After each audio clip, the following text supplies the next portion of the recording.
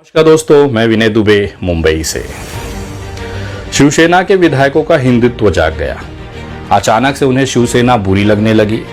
उद्धव ठाकरे जी जो खुद बाला साहब ठाकरे के पुत्र हैं, उनके अंदर इन्हें खोट नजर आने लगी। शिवसेना के 40 से 45 विधायकों के अंदर का हिंदुत्व जाग गया। इतना हिंदुत्व जाग गया कि एक अब्दुल सत्तार नाम के जो विधायक हैं, उनका भी हिंदुत्व जाग गया। वो भी पहले दौड़ते दौड़ते सड़क मार्ग से सूरत पहुंचे, उसके बाद घसीटते हुए उन्हें गुवाहाटी पहुंचाया गया। इन सब का नेतृत्व वो कर रहा था जो किसी समय में मुख्यमंत्री पद के दावेदार थे शिवसेना की तरफ से, एकनाथ शिंदे। ये वो नाम है जिसको खुद उद्धव ठाकरे जी ने आगे किया था महाराष्ट्र के मुख्यमंत्री के तौर पर। इतना विश्वास उद्धव ठाकरे जी एकनाथ शिंदे पर करते थे। लेकिन एकनाथ शिंदे जी का आज जो बगावत हुआ है, जो बागी तेवर उन्होंने अपनाया है, उनके अंदर का जो हिंदुत्व जाग गया है, वो ऐसे ही नहीं जागा है। उसके पीछे एक कारण है जो कोई भी न्यूज चैनल नहीं दिखा रहा है।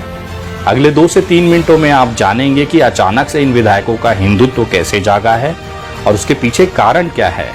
आज उद्धव ठाकरे को गालियां क्यों दी जा रही हैं इनकी तरफ से, और क्यों महाराष्ट्र में सरकार गिराने की नौबत आई है। बहुत छोटे में शुरू करना चाहूंगा। 2019 से पहले भारतीय जनता पार्टी शिवसेना की सरकार थी। उस समय जो विधायक, जो मंत्री रहे हैं, उन्होंने अपार संपत्तियां बनाई।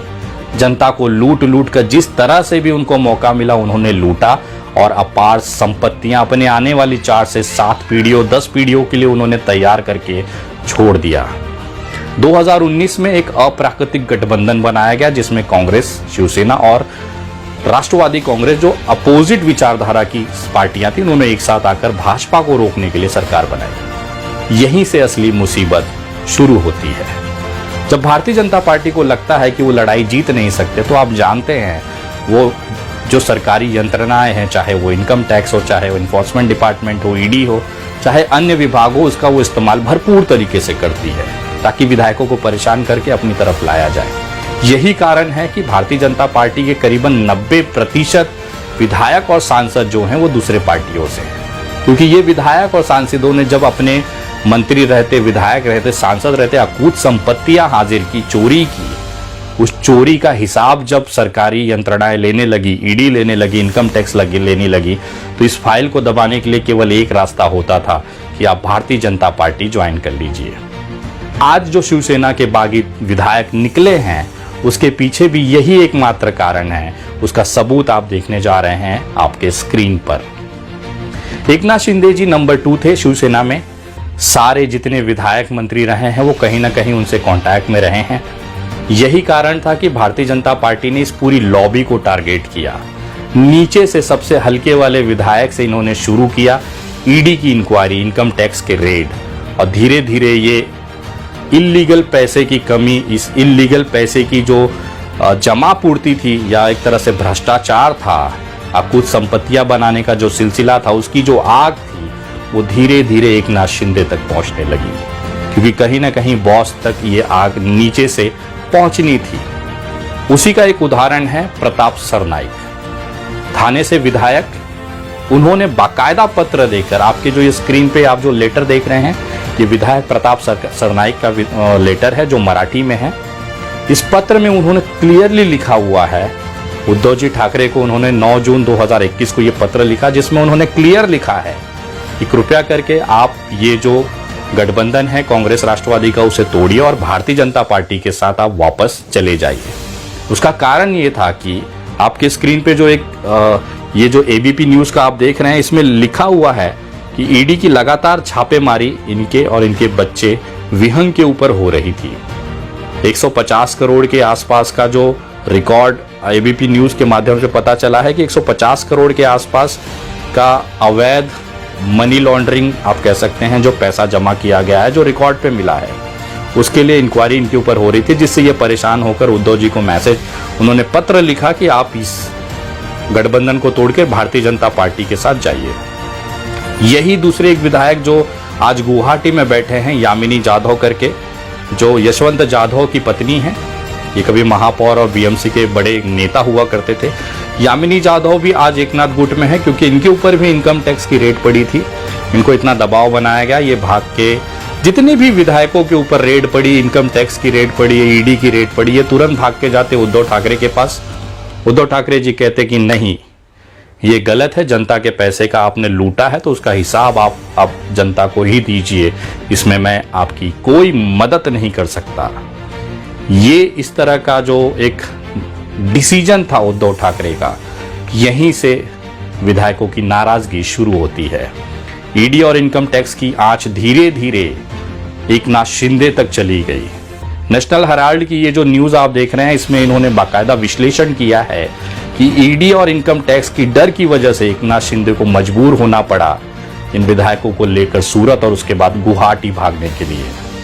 इनके अंदर का कोई हिंदुत्व या फिर ऐसी कोई प्रतिष्ठा या निष्ठा नहीं जागी है। ये अपने कमाए हुए उन अवैध काले पैसों को सुरक्षित रखना चाहते हैं, जेल से जाने से बचना चाहते हैं। उसका ही एक बड़ा कारण ये रहा है कि इन नेताओं को भागना पड़ा महाराष्ट्र छोड़कर। ये वो नेता हैं जो कहते थे कि हम जहां खड़े होते हैं सरकार वहीं से अड़ेगी। ये नेताओं को हमने सूरत भागते हुए देखा, गुजरात पुलिस इनको घसीटते हुए जहाजों में डालते हमने देखा, गुवाहाटी में एक छोटे से होटल में बैठ के दुबके हुए हमने देखा। ये वही नेता विधायक सांसद हैं जो आज बगावत कर रहे हैं, क्योंकि उसके पीछे कारण है कि अगर वो बगावत ना करें तो भारतीय जनता पार्टी की जो केंद्रीय यंत्रणाएं हैं वो इनको तबाह कर देगी। इनके जितने कमाए हुए अवैध काले पैसे हैं उसे जब्त कर लेगी, इन्हें जेल में डाल देगी। तो कौन जेल में जाना चाहता है? उद्धव जी की गलती केवल इतनी थी कि इनके जो काले कारनामे थे, इनके जो भ्रष्टाचार थे, उसमें उन्होंने इनका साथ नहीं दिया। तो ये हकीकत कोई भी न्यूज़ चैनल क्यों नहीं दिखा रहा है?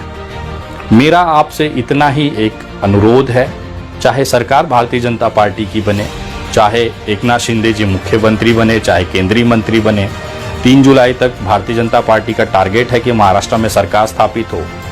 एकनाथ शिंदे जी को 2 सीटें केंद्रीय मंत्रालय में देने का ऑफर किया गया है भारतीय जनता पार्टी द्वारा। 10 के आसपास राज्य मंत्री महाराष्ट्र में दे रहे हैं। 5 से 6 या 8 कैबिनेट मिनिस्ट्री महाराष्ट्र में भारतीय जनता पार्टी ने इनको ऑफर किया है। तो मैं ये जानता हूं कि लालच सबसे बड़ी है।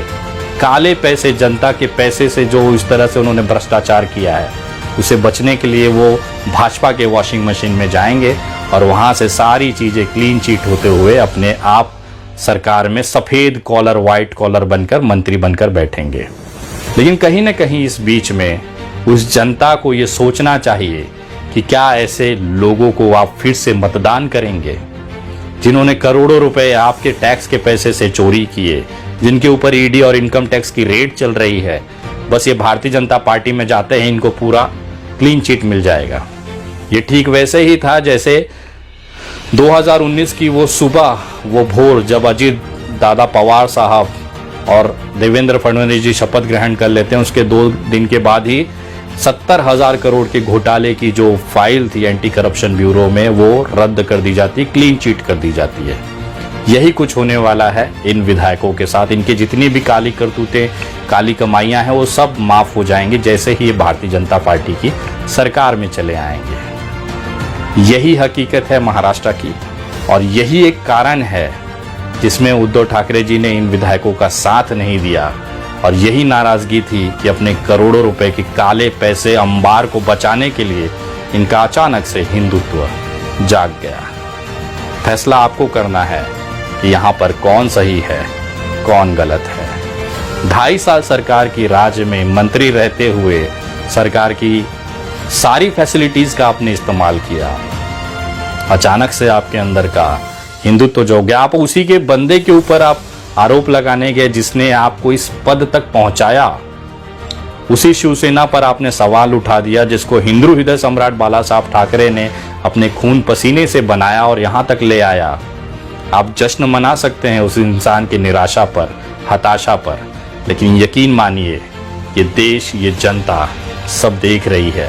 इसका खामियाज आपको आने वाले चुनाव में देखने मिलेगा। आप लोगों ने कुछ पल के लिए अपने पैसे बचाने के लिए अपने जमीर को बेच दिया, ये महाराष्ट्र ने देखा। आप जैसे नेताओं की वजह से ही आज महाराष्ट्र कलंकित हुई है। छत्रपति शिवाजी महाराज की ये वीर भूमि कलंकित हुई है।